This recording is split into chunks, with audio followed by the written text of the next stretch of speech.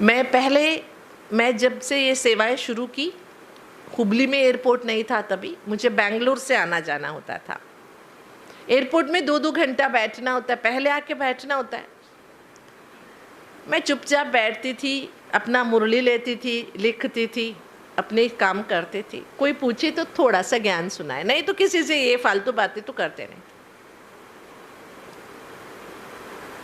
एक बार क्या हुआ, मुझे इलाहाबाद जाना था, दिल्ली होके इलाहाबाद जाना था। दिल्ली आए, इलाहाबाद का फ़्लाइट थोड़ा देर हो गई, फ़्लाइट चेंज हो गया, थोड़ा वेट करना पड़ा। एक भाई मेरे पास आया, बोला दीदी मैं बहुत दिनों से आपको बैंगलोर में देख रहा हूँ, आप कहाँ से हो, कौन हो? एयरपोर्ट में आते हो, बैठते हो शांति से, किसी से बातें नहीं करते ना। एयरपोर्ट में तो बहुत सारी चीज़ें खरीदने जैसी होती है, देखने जैसी होती है, कुछ नहीं। आप बताओगे आप कौन है, क्या है? तो मैंने थोड़ा सा उसको ज्ञान सुनाया। बाद में पता चला वो एयरफोर्स में कुछ हाई पोस्ट में है, उसका ड्यूटी था बैंगलोर एयरपोर्ट में, अभी उसका दिल्ली में ट्रांसफ़र हो गया। वो दिल्ली में मुझे मिला, अभी शायद वो गुवाहाटी में है, अभी ट्रांसफ़र होके।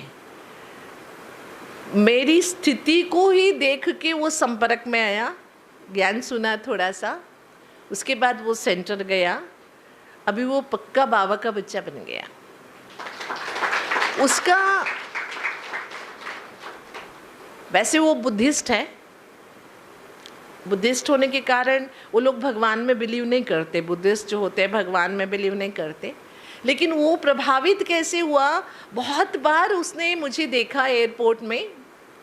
वो एक संयोग भी कह सकते हैं कि मैं तो चुपचाप शांति से बैठी रहती। अगर फ्लाइट देरी से हो गई, लेट हो जाता है कई बार, हम कहीं हल्ला नहीं मचाते, हम ठीक है जो होना था हो गया, हल्ला मचाने से क्या होगा, जब उड़ना है तभी उड़ेगा। लेकिन जो हमारी स्थिति, आप बार बार लिखते रहते हो, ये क्या लिखते हो, ये क्या पढ़ते हो, ये उसको बहुत क्यूरियोसिटी थी। वो मेरे साथ ही इलाहाबाद के लिए भी फ्लाई करके आया, तो मुरलियाँ देखा, मैंने कहा ये मुरलियाँ आपको समझ में नहीं आएगी, मैंने थोड़ा सा उसको ज्ञान समझाया, उसके बाद वो संपर्क में आया। इतना अच्छा, इतनी अच्छी सेवा होती है ना, आप जुबान से जो ज्ञान सुनाते हो उससे तो होता ही होता है, क्योंकि सुनाने वाला बाबा होता है, हम केवल माइक होते हैं। माइक किसकी है, ताकत किसकी है, बाबा की। लेकिन हमारी जो स्थिति है ना, वो बहुत सेवा करती है। और वर्तमान समय हमारा लक्ष्य क्या होना चाहिए, भले हम सेवाएं कर रहे हैं, जब तक शरीर में जान है या कर सकते हैं हम करेंगे, लेकिन मेरा एक लक्ष्य रहता है कि अगर सेवा हम नहीं करेंगे तो दूसरे कोई कर लेंगे, वो रह नहीं जाएगा। लेकिन हमारी स्थिति जो है ना, वो दूसरा नहीं बना सकता। बना सकता है क्या? हमारी जो स्थिति बनानी है, किसको बनानी है? हमें ही बनानी है, कोई दूसरा नहीं बना सकता ना। बाबा बना सकता, बाबा हमें मदद करेगा, बाबा मार्गदर्शन करेगा, बाबा सहयोग देगा, लेकिन बनाना तो हमें ही पड़ेगा। इसलिए पहला अटेंशन हमारा किस पर होना चाहिए? छोटे छोटे बातों में अपसेट होना, एक चीज़ ना मिली। अभी देखिए, मैं हज़ारों जगह जाती हूँ, सभी से मिलती हूँ, सब जगह एक जैसा होता नहीं है, कुछ हेर फेर तो होता ही है। लेकिन मैं कभी भी कुछ भी छोटी छोटी बातें दिल पर रखती नहीं हूँ। अभी यहाँ से वापस जाऊँगी, हुबली जाऊँगी, बड़े भाई साहब को अनुभव सुनाऊँगी। क्या सुनाऊँगी? जो अच्छी चीज़ें हुई, जो मुझे अच्छी लगी, वो सुनाऊँगी। जो थोड़ी बहुत छोटी मोटी बातें हुई, उसको यहाँ ही डिलीट कर दो। जब ये स्वभाव हम अपनाते हैं ना, तो हम भी खुश रहते हैं, तो दूसरों को भी हम क्या कर सकते हैं। लेकिन सच बताइए, हम कहाँ भी जाते हैं तो पहले कौन सा अनुभव सुनाते हैं? अब मैं आपको सुनाऊँ। आप कोई शादी में गए, ठीक है, वहाँ पर बहुत अच्छा खाना बना है, 36 प्रकार का खाना बना है, लेकिन जब आपका खाने का टाइम आया, उसमें से 2-4 चीज़ें कम हो गई, आपको कोई चीज़ मिली नहीं। लोग बहुत आए थे, सभी को बहुत अच्छी व्यवस्था हुई थी, शादी बहुत अच्छी हुई, लेकिन हम सुनाते कौन सी चीज़ है? अरे क्या कहे, लास्ट में ना कम पड़ गया खाना। हमारी नज़र किस पर रहता है? कमियों पर। गलतियों पर, जिसके कारण हम कभी सुखी हो ही नहीं सकते, दुखी रह जाते हैं। जब हम दुखी होते हैं तो दूसरों को क्या सुख का पाठ पढ़ाएंगे? हम पढ़ा सकते हैं? क्योंकि हमारी जुबान से ज़्यादा ना हमारा मन बोलता है। हमारे शब्दों से पहले हमारे मन के वाइब्रेशंस पहुंचते हैं। इसलिए एक लक्ष्य बना लेते। बाबा ने तो हजारों बार कहा है, बच्चे विशेषता देखो। क्या कहा है बाबा ने? हर एक में विशेषता देखो। और ब्राह्मण परिवार तो विशेषताओं से भरा हुआ है। ये बाबा का अनमोल परिवार है। लेकिन ये ब्राह्मण परिवार भी अजीबोगरीब परिवार है। मैं सुनाऊं, हमारे वहाँ, हमारे हुबली सब जोन में साल में 2 बार हम संगठित भट्टी करते हैं परिवार की। भाइयों के अलग, माताओं की अलग, ऐसे भट्टियाँ होती है। एक भट्टी चल रही थी, भाइयों की भट्टी थी। उस पर मैंने अमृत वेले पर क्लास कराया था। अमृत वेले का महत्व क्या है, अमृत वेले हमारी स्थिति कैसे होनी चाहिए, ज़रूरत क्या है, उस पर 1 घंटे का क्लास कराया। करीब 600-700 भाई थे। जैसे क्लास पूरा हुआ ना, एक भाई उठ के आया, बोला दीदी मैंने एक प्लान बनाया है अमृत वेले योग के लिए। मैंने कहा पहले सुनाते तो क्लास में सुना देते। तो बोला नहीं नहीं दीदी, मेरा प्रॉब्लम क्या है, मैं क्या भी करूं मुझे 6 बजे से पहले आँख खुलता ही नहीं है। तो मैंने कहा रात को खट्टा खाना छोड़ दो, जल्दी खाना खाओ, थोड़ा जल्दी सो जाओ, तो अमृत वेले उठना आसान होगा। बोला नहीं दीदी, सब करके देखा मैंने, उठना मेरे लिए बहुत मुश्किल होता है, मैं 6 बजे के पहले उठ ही नहीं सकता हूँ। जब ठान लिया है उठ ही नहीं सकता हूँ तो कौन क्या कर सकता है ना। मैं चुप हो गई। बोला नहीं दीदी, मैंने एक प्लान बनाया है उसके लिए। क्या प्लान बनाया? उसने एक ग्लोब खरीदा है। ग्लोब जानते हो ना, बच्चों को सिखाने के लिए ग्लोब। वो ग्लोब है ना, जहाँ वो योग के लिए बैठता वहाँ रखा है। 6 बजे जब आँख खुलता है उसका, उठता है, तो वो सोच के रखता है 6 बजे अब कौन से देश में अमृत वेला होगी। भारत में तो नहीं है, कौन से भी तो देश में होगी ना अभी अमृत वेला। वो ग्लोब घुमा देता है, ऐसे सोचता है मैं उस देश में बैठा हूं, ऐसे योग करता है।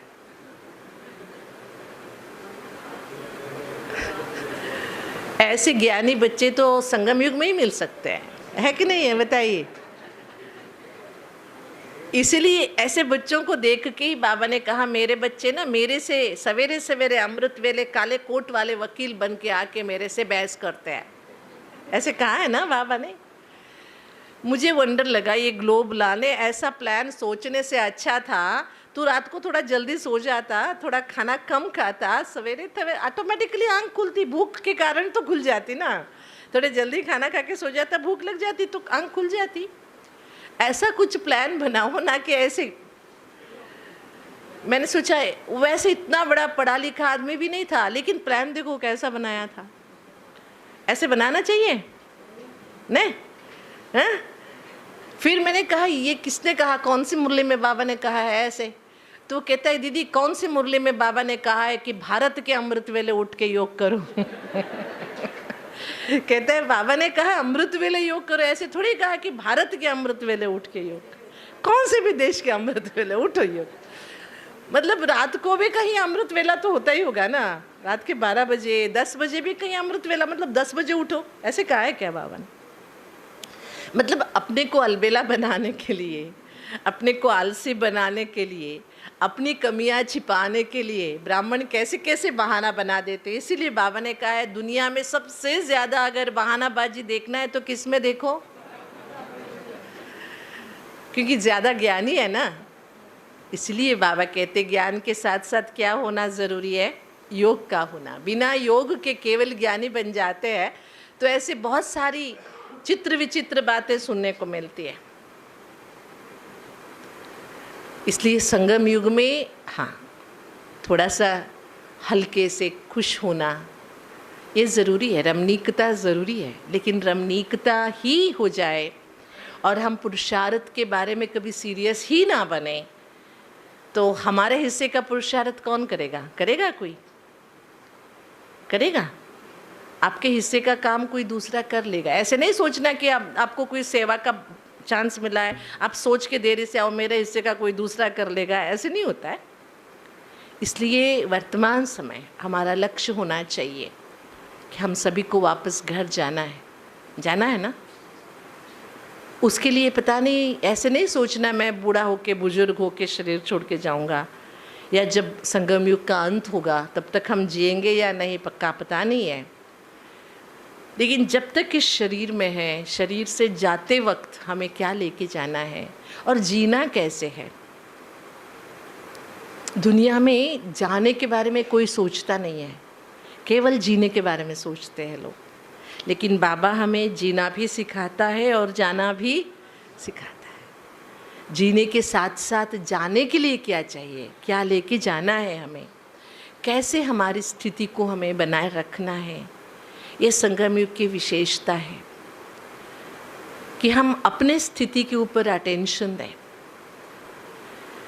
इसके लिए चिंता न करें, लेकिन स्थिति को शक्तिशाली बनाने के लिए, मतलब मैं तो बहुत ऊंची ऊंची बातें नहीं सोचती हूँ। मैं कभी फरिश्ता, कर्मातीत, इनके बारे में नहीं सोचती हूँ। मैं पहले कदम के बारे में ज़्यादा सोचती हूँ। मेरा अटेंशन होता है सदैव मेरी आत्माभिमान स्थिति ठीक रहे, जो फाउंडेशन है। अगर मैं आत्माभिमान स्थिति को मैनेज कर रही हूँ तो मुझे अंतिम स्थिति तक पहुँचना आसान हो जाएगा। रोज़ उस पर अटेंशन रहता है। रात को सोते समय मैं बाबा से बातें करते हुए कहती हूँ, आज देह का अभिमान कितने बार आया, कहाँ कहाँ मैं फेल हुई। किसी के सामने हम छुपा सकते, लेकिन अपने को तो हम जान सकते हैं ना, जान सकते कि नहीं जान सकते। इसलिए मैं 2 शब्दों के लिए सदैव अटेंशन रखती हूँ। एक दिखाई देना, एक है देखना। आप सब मुझे दिखाई दे रहे हो, लेकिन आप में से क्या देखना है मेरा चॉइस है ना। दिखाई तो देह देगा, देह का पहनावा दिखा, भाव स्वभाव दिखाई देगा, लेकिन उसके अंदर छिपी हुई आत्मा को मुझे देखना है, जो दिखाई नहीं दे रहा है। दिखाई देना, रास्ते चलते बहुत सारे नज़ारे देखते हैं हम, दिखाई देता है, लेकिन उनमें से क्या याद रहता है हमें। अब मैं कल वाराणसी से यहाँ तक आई, बहुत सारी चीज़ें थी, लेकिन उसमें से कुछ भी याद नहीं है हमें, क्योंकि हमने देखा नहीं है। समझ में आया? खासकर जिस पर हम अटेंशन देके देखते हैं ना, वो ही याद रह जाता है हमें। दिखाई दी हुई सारी चीज़ें याद नहीं रहती। तो आप सोचिए, अभी हमें एक व्यक्ति से मिले हम, उसमें क्या देखना है हमें? जो दिखाई देता है वही देखना है, या जो दिखाई नहीं देता उसे देखना है? आपको क्या याद रहता है? कमी कमजोरियां याद रहती? अच्छा, एक प्रश्न आपसे।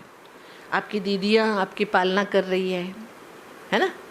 आप आओ न आओ, समय पर क्लास खोलती है, मुरली सुनाती है, टोलियाँ देती है, बहुत प्यार से ज्ञान योग में आगे बढ़ाती है। आप मान के चलिए पूरे साल 12 महीने वो सेवाएं करती है। एक दिन कोई कारणवश आप क्लास में आए, अपने कुर्सी खींच ली, कुछ आवाज़ हो गया, तो दीदी ने थोड़ा सा आपको डांटा। पूरा साल भर वो आपको प्यार से सिखाती है, समझाती है, पालना देती है। एक दिन उन्होंने आपको डांटा, आपको क्या याद रहता है? पूरे साल की टोली, मुरली, पालना, या एक दिन की डांट? सच बोलना, क्या याद रहता है? अरे दीदी तो डांटती है, रोज डांटती है क्या? नहीं, कभी उसने कुछ कह दिया तो या कौन सा चीज पकड़ के बैठते हैं हम? ये सच है, पूरी अच्छाई को भूल जाते। केवल दीदी की बात मैं नहीं कर रही हूँ, घर में भी ऐसे होता है आजकल। आप बच्चों को जिंदगी भर बच्चों की पालना करते हो, एक दिन क्या आपने बच्चों को डांट दिया, बच्चे क्या करते? अरे ये पापा तो बेकार है, ऐसी बातें करते हैं। दुनिया की सोच और बाबा के बच्चों का भी सोच ऐसे ही चलता है। हम एक कमजोरी को ही पकड़ लेते, बहुत सारी अच्छाई को छोड़ देते। जिसके कारण से हम आगे नहीं बढ़ पाते, हम भटक जाते हैं। बाबा ने तो हमें कहा है हर एक में क्या देखना है, हमें क्या देखना है, विशेषताएं देखनी है। बाबा ने कहा विशेषता देखने का चश्मा पहन के रखो, लेकिन हमने कौन सा चश्मा पहन रखा है, कौन सा? हम ढूंढते रहते हैं। आदत है, दुनिया की आदत है ये कमियां देखना। वो एक बहुत छोटी सी घटना सुनाते हैं, हम कैसे कमियों को पकड़ के रखते हैं। आपने सभी ने ये एग्जाम्पल सुना ही होगा। एक इंग्लैंड का प्राइम मिनिस्टर था, चर्चिल, नाम सुना होगा, पुराने ज़माने का प्राइम मिनिस्टर था चर्चिल। वो एक बार ना इंग्लैंड की रानी से मिलने जा रहा था, उनके साथ उसका पीए जा रहा था। वो पीए की ना जो सॉक्स है, जुराब, वो बहुत बदबू मार रही थी। तो रानी से मिलने जाते तो प्रोटोकॉल होता है, ऐसे नहीं जा सकते। तो चर्चिल ने कहा ऐसी गंदगी बदबू वाली जुराब पहन के तुम नहीं जा सकते हो, आज का अपॉइंटमेंट कैंसिल करते, कल जाते। तुम अच्छा फ्रेश सॉक्स पहन के आ जाना। फिर दूसरे दिन दोनों जा रहे थे, फिर वो बदबू मार रहा था। फिर चर्चिल ने पूछा क्यों, कल कहा था, फिर भी तू सॉक्स बदल के नहीं आया? तो वो असिस्टेंट बोलता है नहीं साहब बदल के आया हूँ, देखिए नया पहन के आया हूँ। फिर क्यों बदबू मार रहा है? तो कहता है आपको विश्वास हो ना हो इसीलिए वो जो कल वाला जुराब है ना वो जॉब में रख के आया हूँ दिखाने के लिए। ये हिस्ट्री का एक बहुत बड़ा उदाहरण है। हम अपने साथ क्या लेके घूमते हैं? पुरानी बातें जो छोड़ना चाहिए, जो रखना नहीं चाहिए, वही पकड़ के चलते हैं। ऐसे हुआ था कभी, तो उसी में लटके रहते हैं, अटके रहते हैं, जिसके कारण से हम आगे नहीं बढ़ पाते। तो क्या लक्ष्य रखेंगे? अगर घर जाना है तो हमें क्या करना पड़ेगा? एक तो कमी देखना बंद करना है। अगर देख भी लिया, दिख जाता है, ऐसे नहीं कि हम खास देखते, दिख जाता है, तो वहीं का वहीं उसे किनारा कर दो और कल की बातें पकड़ के नहीं बैठो। दुनिया वालों को हम सुना देते, अरे छोड़ो तो छूटो, बहुत लंबे लंबे ज्ञान हम बोल देते, लेकिन ज्ञान बोलना और ज्ञान के अनुसार चलना दोनों अलग चीज़ें हैं। हिंदी की ये दो बातें मुझे बहुत अच्छी लगती है, जानना और समझना। हम जानते बहुत कुछ है लेकिन समझते बहुत कम है। समझ में आया? बाबा ने ये पूछा है कई बार, बाबा ने समझा है ना, बाबा ने ये कभी नहीं पूछा जाना, बाबा ने कहा है कभी समझा। हम जानते सब कुछ है क्योंकि हम देवी आत्मा है, हम देवता आत्मा है, संस्कार है हमारे में। हम जानते बहुत अच्छी तरह से लेकिन समझते नहीं है। समझ वो होता है जो अंदर से मान ले, वित्त धारणा जो प्रैक्टिकल के में कर सकते, उसी को समझ कहते हैं। इसीलिए बोलते सोच समझ कर बोलो, सोच जान कर बोलो कोई नहीं कहता, सोच कर और समझ कर बोलो। कितनी अच्छी बातें हैं। इसलिए बाबा के इस ईश्वरीय जीवन में हम सभी बाबा के स्टूडेंट्स हैं। क्या है? माताएं मानती है आप सभी विद्यार्थी है, छात्रा है आप सभी, पक्का? बूढ़ी बूढ़ी माताएं सभी पक्का स्टूडेंट्स है। और हम स्टूडेंट्स के लिए दो सिलेबस है यहाँ पर, इस पाठशाला में, इस यूनिवर्सिटी में दो सिलेबस है। एक है साकार मुरली, एक है अव्यक्त मुरली। दो ही सिलेबस है और कोई सिलेबस नहीं है। सिलेबस माना जो सरकार फिक्स करता है ना, बाबा के सरकार ने ये दो ही फिक्स किया हुआ है। कौन सी? साकार मुरलियाँ, अव्यक्त मुरलियाँ। उसके बाद जो भी बुक्स है, जिनके भी क्लासेस है, वो सब एक्स्ट्रा है, लेकिन ओरिजिनल क्या है हमारी? साकार मुरलियाँ और अव्यक्त मुरलियाँ। इसको जितना हम अच्छी तरह से समझने का अभ्यास करेंगे, प्रयास करेंगे, कोशिश करेंगे, और वो मुरलियां ही हमें मुरलीधर के नजदीक ले जाएगी। इनकी उनकी सबकी बातों में हमें नहीं आना है। किसकी भी बात अगर मुरली की तरफ ले जा रही है तो हमें उस राह पर चलना।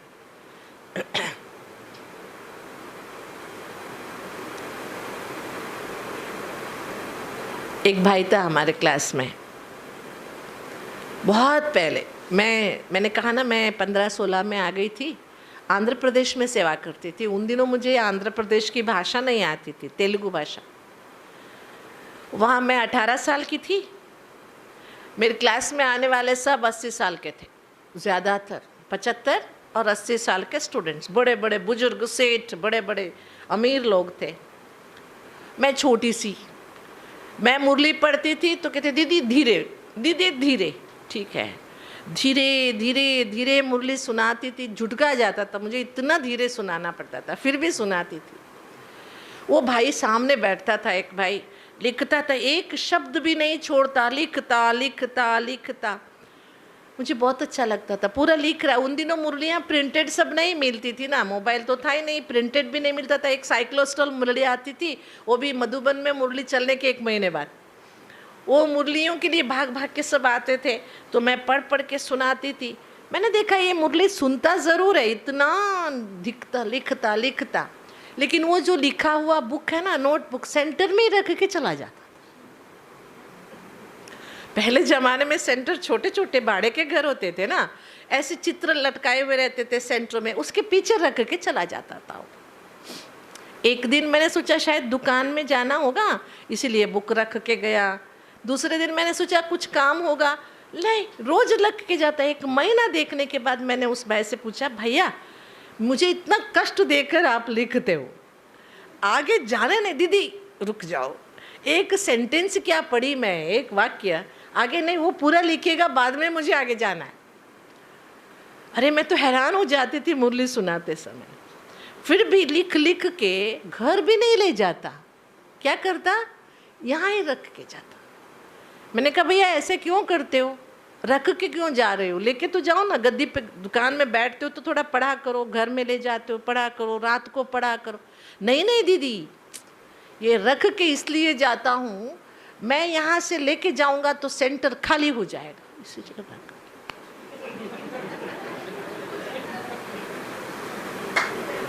वंडर, मैं कहती हूँ ना, ऐसी किस्से मैं आपको कितने सुनाऊं।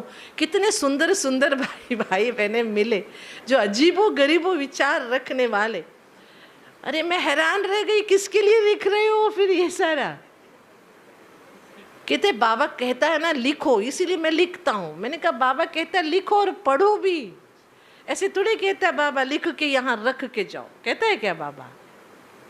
कितने बाद में मैंने एक दिन से, मैं नहीं गई थी उस सेंटर में, बाद में एक दिन मैंने सफाई के लिए निकाला, हर चित्र के पीछे उसी के बुक से भरे पड़े। बेचारा ये दुनिया में नहीं करते, ओम नमः शिवाय या जय रे राम कुछ लिख के, राम राम लिख के रखते, मंदिरों में जाके रख के आते। ऐसे ही मुरली लिखो रखो, किसके लिए रखते हो आप भी बताओ। मुरली लिखते हो ना, सभी पॉइंट्स लिखते हो ना, पढ़ते हो क्या वापस जाके, पढ़ते हैं, कौन कौन पढ़ते हैं बताइए, सच्चाई से बताना, झूठ बोले तो कवा काटे। तो आज से ये भी एक पक्का करना। आजकल एक बीमारी क्या है पता है, पहले मुरलियाँ नहीं मिलती थी तो सब लिख के थोड़ा पढ़ने के लिए रखते थे। आजकल हर एक के पास क्या है, ये शगुनी मामा है, कौन है सभी के पास है, उसमें मुरलियाँ जाती है, आगे की पीछे की सबकी मुरलियाँ होती है।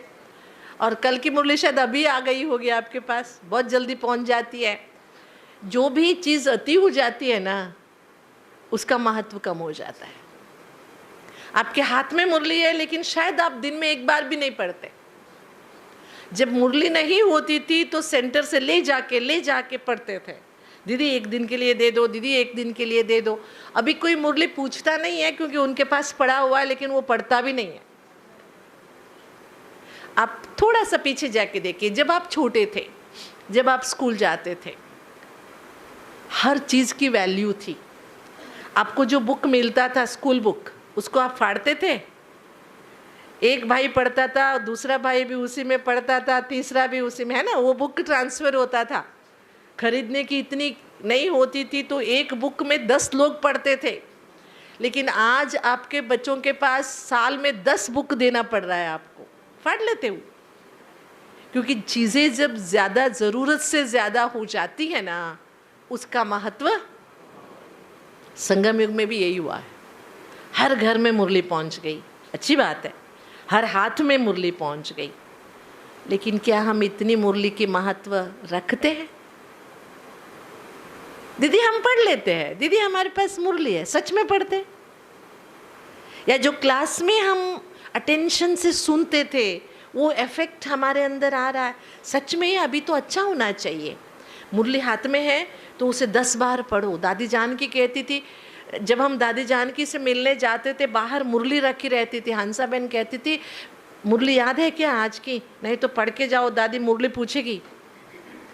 अगर आप नई पॉइंट सुनाओगे तो दादी क्या करती थी, पूछती थी आज की मुरली में क्या था वीणा? नहीं सुनाई तो दादी मुरली पढ़ना शुरू कर देती थी, सच में। और दादी को बार बार पढ़ने से थोड़ा तकलीफ भी होता था ना, इसीलिए हंसाबेन कहती थी बाहर पढ़ के जाओ, अगर आपको याद नहीं है तो 1-2 पॉइंट्स याद करके जाओ, ताकि दादी पूछे तो आप बता सको, ताकि दादी को, इतना दादी मुरली पर अटेंशन देती थी।